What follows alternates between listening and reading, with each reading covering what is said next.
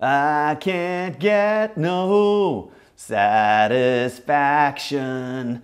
I can't get no satisfaction, 'cause I try and I try and I... Nicholas! Nicholas! She's pounding rhythmically on the bathroom door. He's at it again, taking his morning shower. Him and Mick Jagger. Baby, you're out of sync. The song has 4 beats. There are other people in this house, you know, she shouts, though she can't resist smiling as well. There's nothing like being married to an aging rock star. There's the singing in the bathroom, the hair that gets more attention than a bride on her wedding day, and of course, those leather pants. He might be well over 40, but one thing he'll never give up are his leather pants. And what drives her really crazy is that girls still recognize him on the street. Girls less than half his age come up to him for an autograph. And the leather pants only seem to excite them more. Nick steps out of the shower, wearing nothing but a towel around his head. Nicholas, why do you have to walk around like that? Because it turns you on, baby, he answers, slapping her on the ass. She blushes and goes into the bathroom. The steam from his shower is still hanging in the air. She looks at the mist-covered mirror. "You rock my world" is written across it. He does stuff like that. Surprises her every once in a while. Makes her feel like a teenager. And that's probably the reason she puts up with him. Daddy? What's up, bro? Can I get a dinosaur for my next birthday?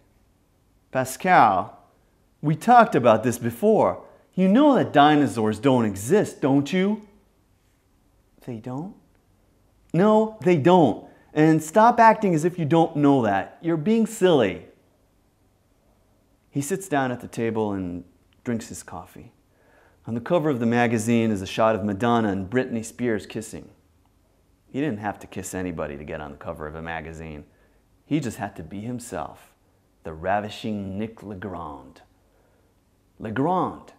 He made up that name just before they released their first record, 24 years ago. Nicholas Fothergill just didn't sound right for a rock star. He wasn't sure what Legrand actually meant when he came to the manager with his demand to change the name on the album sleeve, even though 10,000 of them had already been printed. But no one seemed to care. As long as he delivered the goods, he could call himself whatever he wanted. Daddy? Yeah, dude. Can I learn ballet? He drops the magazine on the table, shaking his coffee mug enough to spill its contents. What did you ask? I asked if I could learn ballet. Pascal, what are you talking about? Only girls learn ballet. Do you want to be a girl? No, Daddy.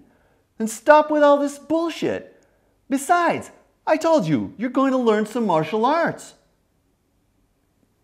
Do you get to paint in martial arts? No, martial arts is for fighting. Fighting like a man, not dancing like a little girl. Yes, Daddy. At some point in our life, we realize that we're probably not going to make much of ourselves, so we might as well make someone else. Then we have kids, and suddenly the only thing we care about is how to make sure that they turn out exactly like us. She joins them at the table. What's going on around here? Your son wants to be a girl. I do not, says Pascal, pounding his spoon on the table.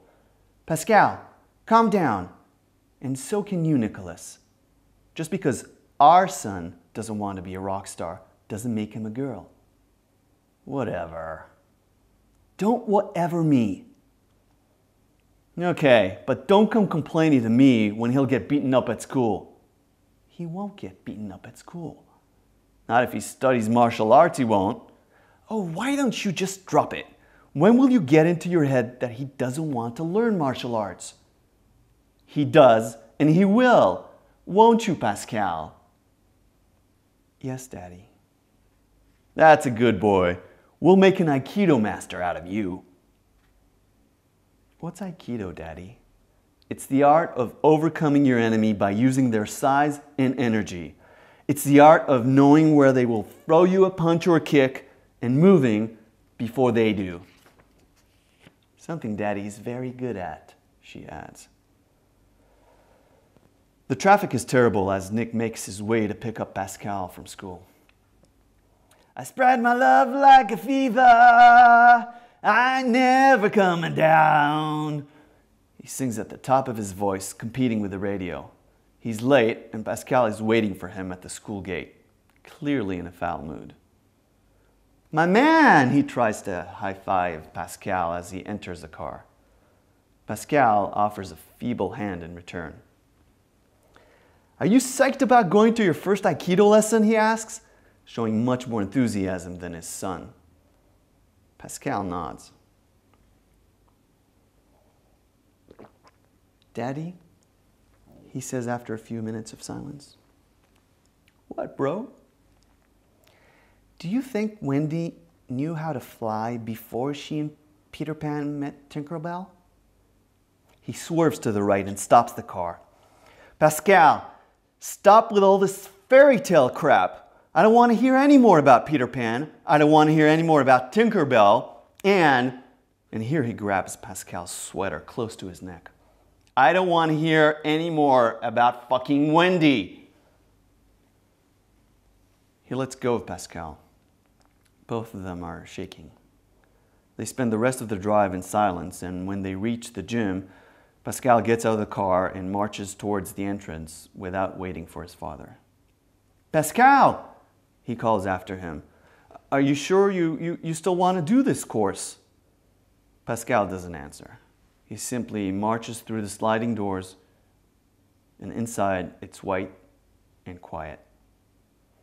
A little girl, barefoot and dressed in a white uniform and a yellow belt, approaches them. Hello, she says cheerfully. Are you a new student? She asks Pascal, who is moving his head around as if he's following a butterfly. Pascal, the girl asks you a question. Stop acting like a retard. What's your name? The girl asks in her angelic voice. Nick looks at Pascal, feeling ashamed and angry at the same time. His name is Pascal, he says, looking at his son with hatred. Hello, Pascal, the girl says, holding her hand out. My name is Wendy.